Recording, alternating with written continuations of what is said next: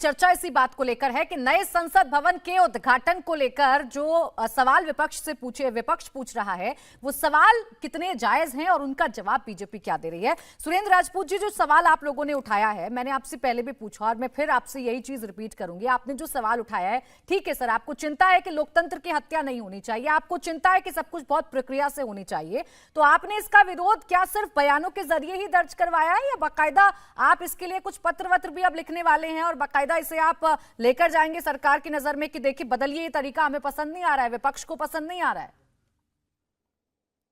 तीन चार चीजें हैं प्राची जी। पहली बात तो ये है कि लोकतांत्रिक रूप से ही हम लोग विरोध व्यक्त कर सकते हैं, वो हमने विरोध व्यक्त कर दिया। हमने पहले ही आपको बता दिया कि हमारा संसद भवन का कोई विरोध नहीं है, हमारा विरोध प्रक्रिया को लेकर के है। और प्रक्रिया में जो लोकतंत्र के मंदिर के जो हक है जिनको उद्घाटन करने का, या तो लोकतंत्र से लाभान्वित आखिरी आदमी को हक है और या प्रथम पुरुष या महिला को हक है, जो आज की डेट में महामहिम राष्ट्रपति है। लेकिन कुछ लोग यहाँ पर ऐसे बैठे हुए हैं, भारतीय जनता पार्टी के प्रवक्ता तो अपने पक्ष की बात कर रहे हैं, लेकिन बाकी सब लोगों की पूरी जिंदगी रुदाली में गुजर गई है।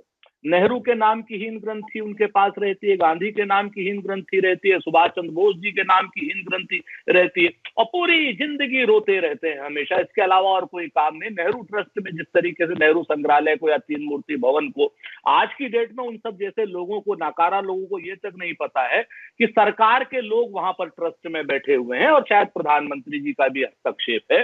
पहले यही लोग कहीं ना कहीं प्रधानमंत्री जो पीएम केयर फंड था, प्रधानमंत्री का जो फंड था इस पहले वाला, उसमें कहते थे साहब नेहरू गांधी का खानदान का लोग बैठा हुआ है।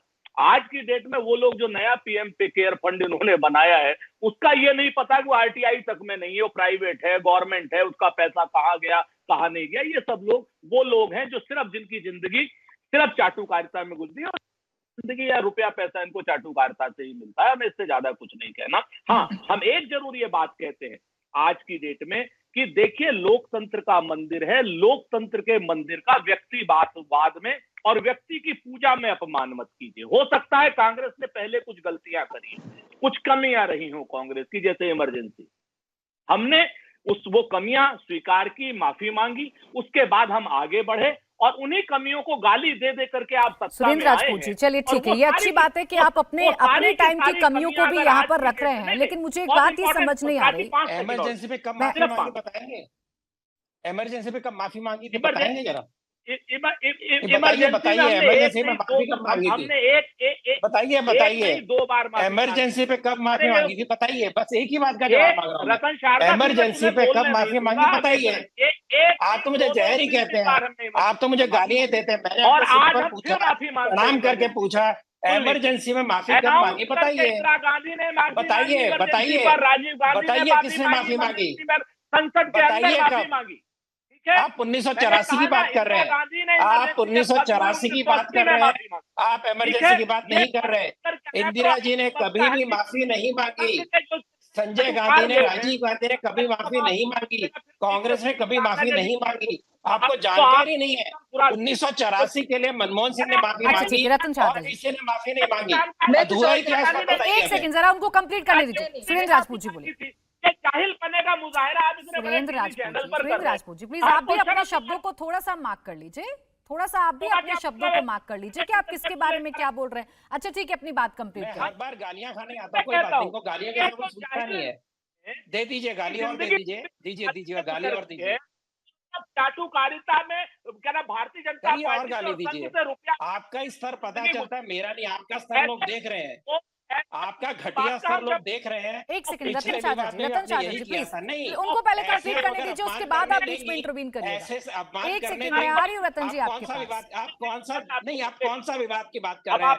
यहाँ एक गाली देते हैं या गलत घटिया शब्दों का उपयोग करते हैं, हम एकदम अच्छी भाषा बात करते हैं। पिछली बार भी यही हुआ था, इस बार भी यही हो रहा है। इतने घटिया स्तर के लोगों को आप लाती हैं और एक्सपेक्ट करती है अच्छी बहस हो आपकी। ये बहस का स्तर है इनका। जब आते हैं पहला वाक्य अच्छा बोले, बाद में रतन शारदा जी और सुरेंद्र राजपूत जी, अगर आप दोनों एक दूसरे से ऐसे ही पर्सनल हो जाएंगे तो फिर चर्चा का स्तर तो गिर ही जाएगा। चर्चा का स्तर गिराने का काम मेरा नहीं है, आप लोगों का है। जब आप एक दूसरे से पर्सनल हो जाएंगे तो चर्चा का स्तर गिरेगा। ये आप लोगों पर डिपेंड करता है कि आपको जनता के मुद्दों पर चर्चा करनी है या फिर नहीं करनी है। आप रुक जाइए सुरेंद्र राजपूत, जब एक सेकंड रुकिए। शाजिया अलमी जी, ऐसे चर्चा फिर बढ़ती चली जाएगी और आप लोग एक दूसरे में उलझे रह जाएंगे। शाजिया अलमी जी, देखिए अभी भी थोड़ी देर पहले वारिस भाई क्या बात कर रहे थे, आजादी की बात कर रहे थे और वीर सावरकर जी का फिर से अपमान कर रहे थे, जो कि रहे स्टैंडर्ड इनका सोच रही है। अब जरा सा उन्होंने पढ़ा होता वीर सावरकर जी के बारे में तो उनको उसके बारे में थोड़ी और जानकारी होती कि क्या उनकी क्रांतिकारी गतिविधियां रही हैं, क्या उन्होंने काम किया था, क्या उनका योगदान रहा है और किस तरह से उन्होंने ब्रिटिशों से लोहा लिया है। एक तो ये बात। दूसरी बात, अगर वारिस पठान जी अपनी ही पार्टी के बारे में और उसके इतिहास और रजाकर की जो लेगेसी रही है इतनी ज्यादा खतरनाक, जिसमें आम मुसलमानों को, हिंदुओं को कैसे कुचला गया है, क्या कुछ किया है, तो वारिस पठान जी इसका जवाब देते तो ज्यादा अच्छा रहता।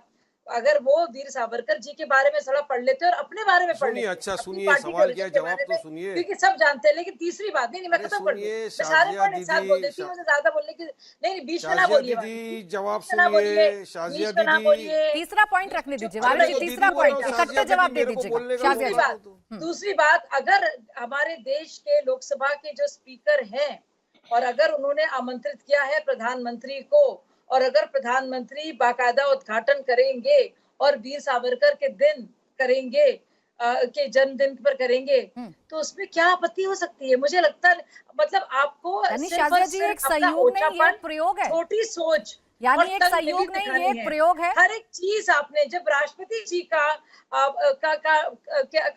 बाकायदा इन्विटेशन होता है ऑल पार्टी मीटिंग की, शाजिया जी यानी तब भी ऐसा करते हैं शाजिया जी, यानी 28 तारीख को चुनना एक सहयोग नहीं, एक प्रयोग है बीजेपी की तरफ से। मुझे लगता नहीं है कि एक प्रयोग है, संजोग की कोई बात है इसमें। मुझे लगता है कि इतना अच्छे मौके पर, इस तरह से इतने अच्छे मौके पर सबको मिलकर, बजाय ये छोटी अपनी जलन और ईर्ष्या और चलिए ठीक है, अब आप मुझे सवाल पूछे इसका जवाब दे दीजिए वारिस पठान जी। मोहब्बत दिखाने के वास्ते, मोहब्बत दिखाने का वक्त है देश में, अगर नई संसद भवन बन रही है तो क्या जरूरत है विवाद खड़ा करने की? शाजिया जी, वारिस भाई। शाजिया दीदी की मैंने सारी बात सुनी, बड़े गौर से सुना, मैं जवाब देना चाहता हूँ। देखिए शाजिया दीदी, ये पार्लियामेंट जो है ये टेम्पल ऑफ डेमोक्रेसी है, लोकतंत्र का मंदिर है। यहाँ पर फैसले होते हैं जिस पूरे देश के अंदर जाता है। इसकी गरिमा होनी चाहिए, इसका रिस्पेक्ट होना चाहिए, इसका प्रोटोकॉल होना चाहिए।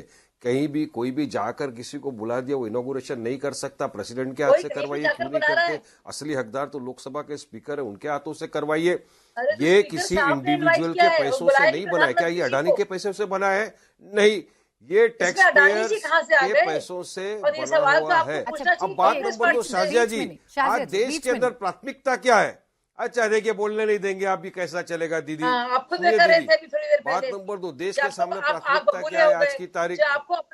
आज देश के सामने प्राथमिकता ये है कि पेट्रोल, डीजल, गैस के जो भाव बढ़े हुए हैं ना, उसको कंट्रोल में करना चाहिए। शाजिया दीदी, बात नंबर 2 करोड़ युवाओं को रोजगार मिलने वाला था, क्या हुआ? उनका रोजगार दे दिया आपने? तो रोजगार देंगे नहीं, रोजगार देने की कोई आपके पास नीयत नहीं है, कोई पॉलिसी नहीं है। इंडिया टीवी हर वक्त हर जगह डाउनलोड करने के लिए सर्च करें India TV news Google play store या ऐप स्टोर पर।